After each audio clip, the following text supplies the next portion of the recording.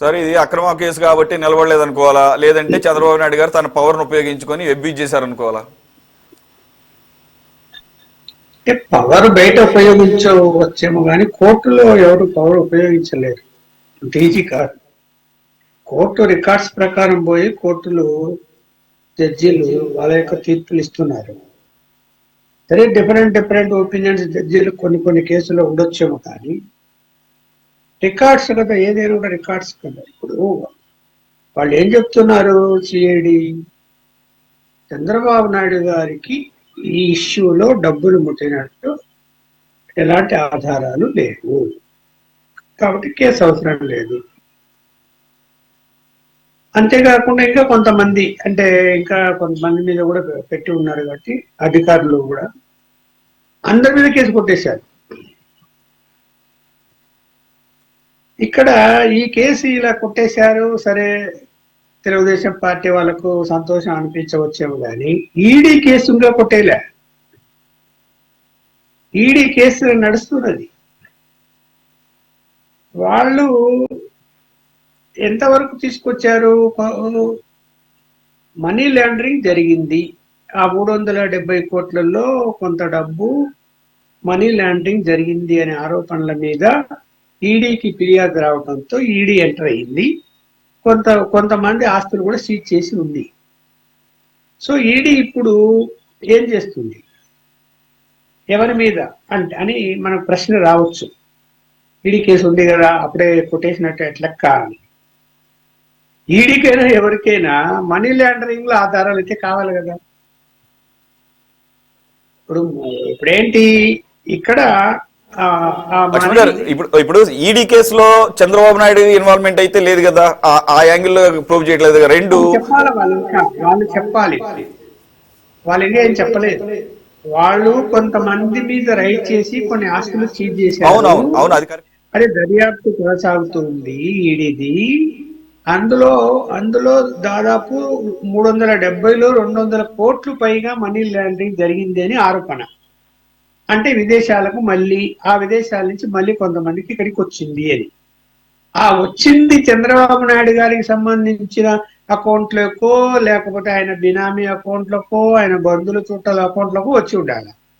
అది రానప్పుడు ఈడీ కూడా ఏం చేయలేదు. నేనేమంటానంటే దాని గురించే మనం గుర్తుంటే గనక, ఎందుకు అందరికి గుర్తే ఉండదు, లోకేష్ ప్రతిసారి ఇదే మాట మాట్లాడేవాడు ఆయన. Where is the money trail, where is the money trail, ఎక్కడి నుంచి ఎక్కడికి వచ్చినట్టు మాకు వచ్చినట్టుగా చూపించారా అని. అది చూపించలేకపోవడం, ఈవెన్ వైసీపీ ప్రభుత్వంలో వేసిన ఛార్జ్ షీట్ లో కూడా చూపించకపోవడం వల్లనే కదా సార్ ఈ పరిస్థితికి వచ్చింది.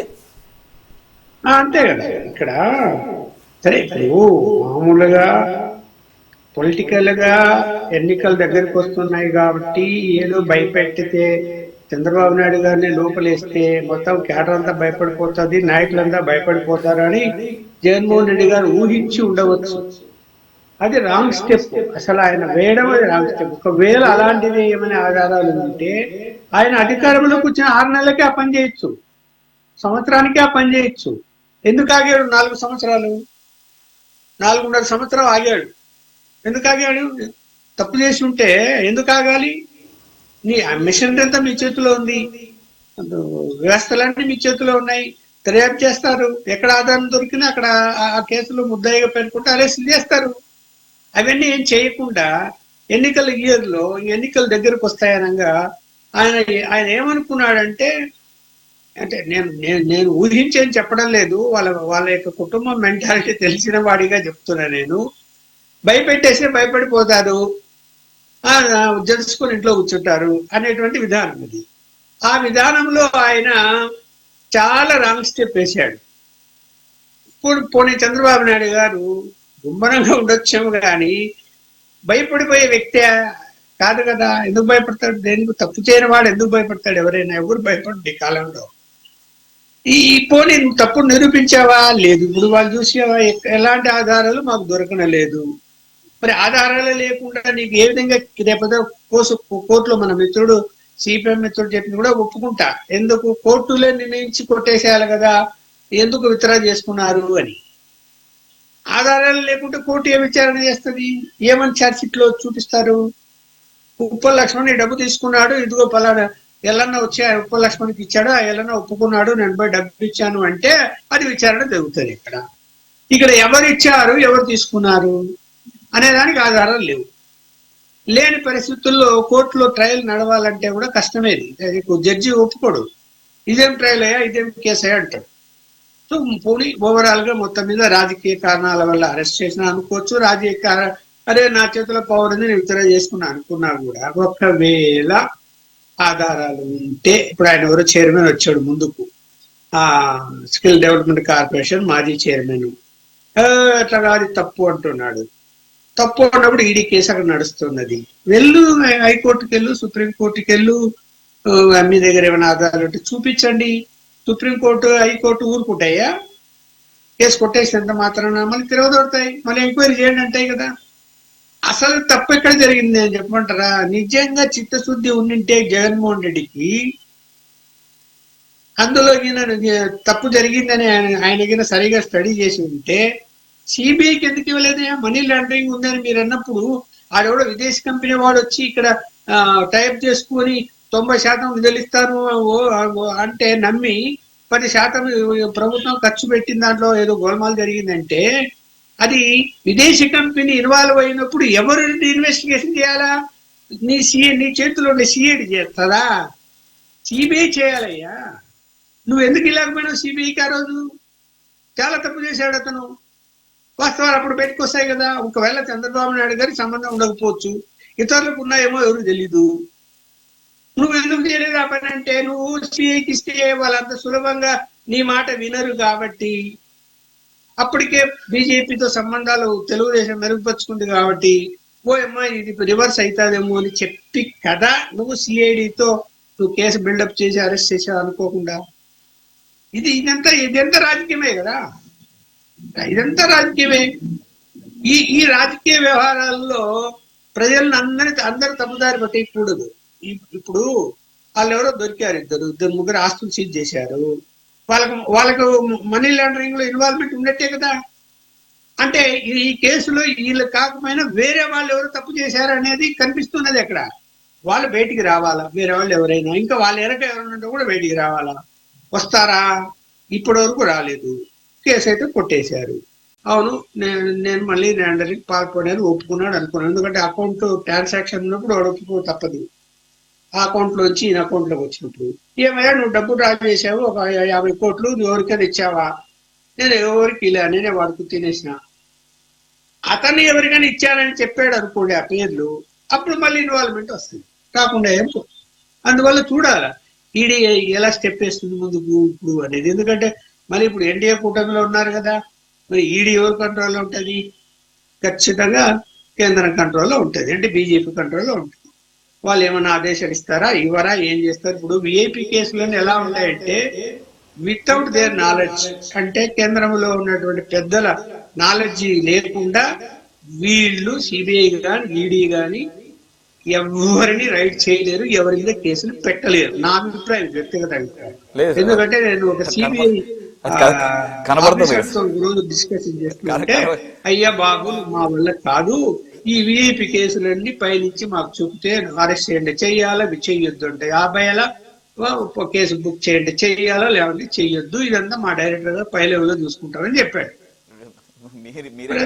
ప్రభుత్వాలు ఏమున్నా అన్ని అందరంటే దేశంలో ఉన్న అభిప్రాయం ఏది? ఎందుకంటే గత 10 సంవత్సరాల కాలంలో, అంతకుముందు కాంగ్రెస్ ప్రభుత్వ హయాంలో సిబిఐ ఈడీలు ఎలా పనిచేసినాయి అనేది గతంలో పెద్దగా తెలియకపోయినా సామాన్య జనానికి ఇప్పుడు క్లియర్ గా అర్థమవుతుంది.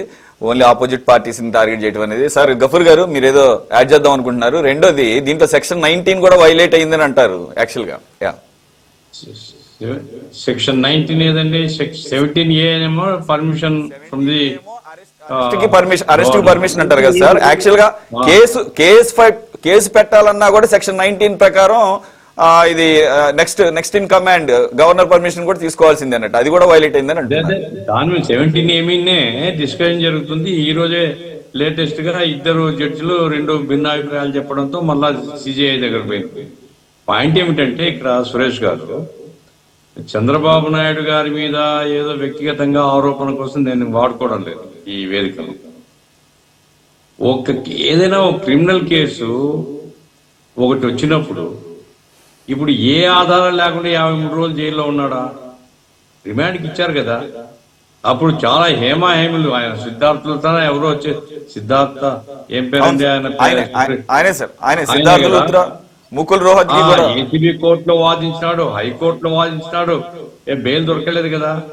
బెయిల్ వచ్చింది కూడా ఆయనకు ముందు న్యాచురల్ బెయిల్ రాలేదండి. ముందేమంటే అయి చెక్ చేయించుకోవాలా, అవి కొంచెం మసకబారుతుంది అంటే అదేది మన హైదరాబాద్ లో చెక్ చేయించుకోవడానికి ఫస్ట్ బెయిల్ ఇచ్చారు, తర్వాత రెగ్యులర్ బెయిల్ కింద మారించారు. నా పాయింట్ అది కాదు, బెయిల్ ఎందుకు ఇచ్చినారు ఏమిటి నేను దాంట్లోకి పోవడం లేదు. అయితే ఇప్పుడు 37 మంది కేసు నుంచి బరి అయిపోయినారు, వాళ్ళందరూ బయటకు వచ్చేసినారు. అంటే గజం మిథ్య పలాయనం మిథ్య అయిపోయింది. అసలు జరిగిందా లేదా, వాడు ట్యాక్స్ ఎగ్గొట్టినాడా, వాడు పెట్టినాడా లేదా, వీటి మీదనే విచారణ జరపాలి. చంద్రబాబు నాయుడు గారి మీద ఆధారాలు లేవు, చంద్రబాబు నాయుడుని తీసేచ్చు లేదు అంటే అది కూడా, ఎందుకంటే ఇప్పుడు గవర్నమెంట్ ఒకటి ఉన్నప్పుడు నేను ముఖ్యమంత్రి అయితే అనుకోండి, నాకు అనుకూలంగానే ఉంటారు కదా అడ్మినిస్ట్రేషన్ మొత్తం. కాబట్టి అటువంటి లేస మాత్రం కూడా ప్రజల్లో తేడా రాకుండా ఉండాలంటే మీరు కంటిన్యూ చేయండి, ఏం అభ్యంతరం లేదు. మీరు ఆధారం ఉంటే పెట్టండి, లేకుంటే లేదంటే గౌరవం పెరుగుతుంది. ఇంకొక యాక్షన్ ని గవర్నమెంట్ తీసుకుంటే అరే వాళ్ళ మీద కేసుల విషయంలో ఎంత స్ట్రిక్ట్ గా ఉన్నారో ఈ విషయాలు కూడా అంతే స్ట్రిక్ట్ గా ఉండాలనేసి ప్రజలు హర్షిస్తారు. అట్లా కాదు అంటే ఇంకా ఇట్లే లక్ష్మణరావు చెప్పారు, ఏం ఆధారాలు లేవని ఎవరు చెప్తున్నారు? జడ్జి చెప్పడంలే, చెప్పేది ఎవరు? సిఐడి. అంటే సిఐడి ఎవరి పరిధిలో ఉంటుంది? సిఐడి. మరి అదే ఆ పద్ధతి చెప్తే ఈ సిఐడి డిపార్ట్మెంట్ ఉండాలన్నా దాన్ని తీసుకొని పోయి బంగాళాఖాతంలో కలపాలన్నా? ఏం లేకుండానే వేధిస్తారా? ఏం లేకుండా 53 రోజులు జైల్లో పెడతారా? ఎవడిచ్చినాడు అధికారం? అప్పుడే ఒక మాట, ఇప్పుడేమో ఒక మాట. అంటే అధికారం లేకపోతే ప్రతిపక్షాలను వేధిస్తాం, అధికారంలో చెప్పానికి పిల్లులాగా అయిపోతాం. ఏం పద్ధతి ఇది? కాబట్టి ఏదేమైనా నా అభిప్రాయం ఏమంటే, అది సహజంగానే కేసు జరిగి కొట్టేసింటే, ఇప్పుడు కేసు కొట్టేయలేదండి, ఆధారాలు లేవని చెప్పిన తర్వాత ఇంకేమేమి విచారణ జరిపేది ఏముంది అని చెప్పారు. కాబట్టి ముగించేసారు వాళ్ళు పోతారు, సుప్రీంకోర్టు వరకు కూడా పోతారు. నాకు తెలుసు సుప్రీంకోర్టు వరకు పోతారు. పోతే చూద్దాం ఏమవుతుంది అనేది. ఏమైనప్పటికీ ఆదర్శంగా ఉండడం మాత్రం అవసరం అండి. ఏ ప్రభుత్వమైనా ఏ పార్టీ అయినా ఆదర్శంగా ఉండాలని నా పాయింట్. ఇంకొకటి సార్, గఫూర్ గారు, లక్ష్మణ్ గారు చెప్తున్నట్టు why didn't Jagan choose central agency rather than himself or the state government itself? అంటే ఒకటి నాకు గుర్తులేదు లక్ష్మణ్ గారు చెప్పినప్పుడు చెప్తున్నారు అప్పటికే తెలుగుదేశంతో సంబంధాలు బాగున్నాయి. నాకు గుర్తున్నంత వరకు అప్పుడు ఇంకా సంబంధాలు ఏమి బాగుండలేదు. లేదు సెంటర్ సహకారం లేకుండా చంద్రబాబు నాయుడిని అరెస్ట్ చేసే ప్రశ్నే లేదు. నేను 100% పళ్ళకు చెప్తాను. నేను సెంట్రల్ గవర్నమెంట్ యొక్క పర్మిషన్ లేకుండా చంద్రబాబు నాయుడు గారిని అరెస్ట్ చేసే ప్రశ్నే లేదు. అరే లోకేష్ బహుశా మర్చిపోయిండొచ్చు, అధికారులు పాటికి అన్ని మర్చిపోతారు కదా.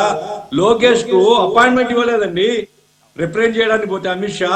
ఇవన్నీ గుర్తున్నాయి మాకు, ఎందుకంటే ప్రతిపక్షంలో ఉన్నాం కాబట్టి.